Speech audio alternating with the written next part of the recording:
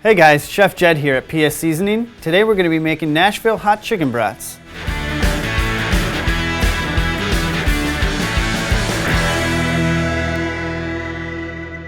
First things first, we've got our grinder set up with extremely cold parts. We stored them in the freezer overnight so that we keep the meat cold through the entire grinding process. We also have our chicken in the freezer, which we're going to pull out in just a few seconds. It's been in there for about 20 minutes to get it nice and cold so that we can start with very cold product. We have our grinder set up with a 1/8 inch die. We're only going to grind this chicken once because we don't want to break down those proteins too much and get a really gummy product. We are using a boneless, skinless chicken thigh for our sausage based on the fat content. Chicken thighs have a higher fat content than chicken breasts, but you can use chicken breasts. If you do, you might want to add some extra fat and maybe even use a binder to avoid consistency and flavor issues. Let's get grinding.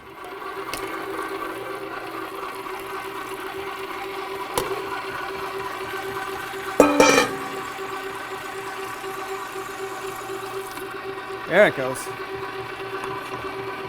Here we have our 6 pounds of ground chicken thighs, and we're going to season it with our Honky Tonk Hot Chicken Rub, which is a really nice blend of cayenne and buttermilk, and it gives a really nice flavor profile for the brats that we're looking for. We have our Honky Tonk Rub here portioned out already for our batch. We're going to mix this in with our hands.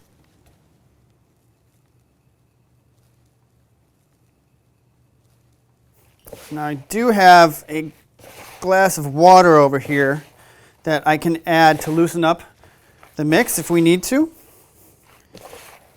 But so far it looks pretty good.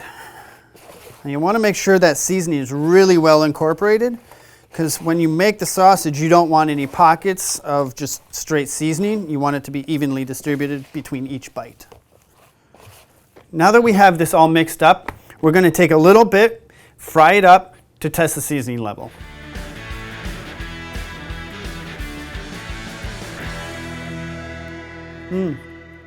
So far the heat is almost at a perfect level. I think it needs a little bit of salt, so we're going to add just a tablespoon or two, and then we're going to be ready to stuff our sausages. We decided that we did want to increase the heat level a little bit, so we're going to add some more seasoning and the salt. This time we're going to add a little bit of water for some consistency to get a little bit more of a paste, but just not too much, about 1/4 cup. We're going to mix and stuff. All right, we are well mixed and ready to stuff.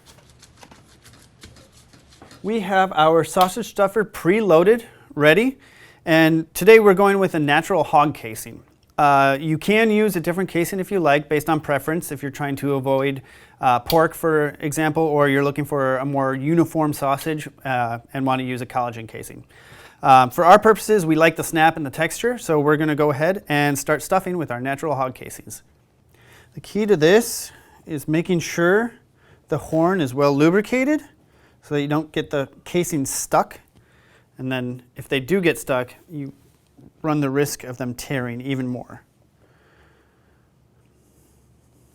I'm just going to pull this down. If it seems like it's drying out or misaligned, just pull it back a little bit and restart the threading process.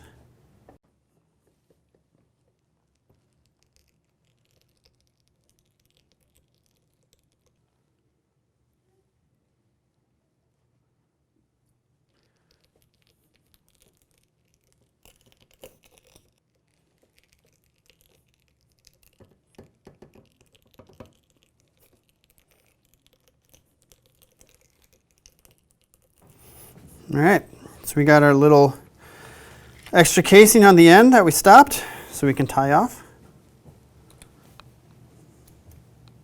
We're going to go about every 6 inches here. We're going to pinch, find another 6 inches, and then we're going to spin.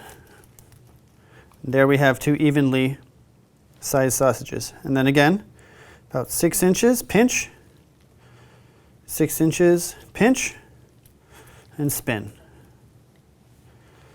6 inches, pinch, 6 inches, pinch, and there we are. I finished stuffing all of our sausage, so now I'm going to go through and I'm going to chop off the excess ends and poke them to eliminate all the air pockets. We're eliminating the air pockets so we don't get any bursting in the casing, allowing the meat to come out.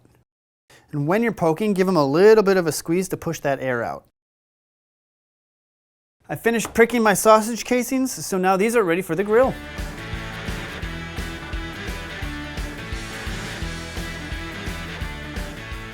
Here we have our final product. We took our hot chicken brat and put it on the grill, and we temped them up to 165 degrees.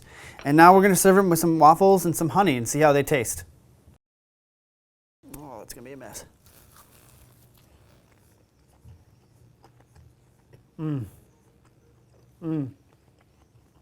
That's good. The flavors are great. Consistency is on point. The honey with this brings out the sweetness of the whole waffle going in with it. The spice on the back end is just right. That was really good.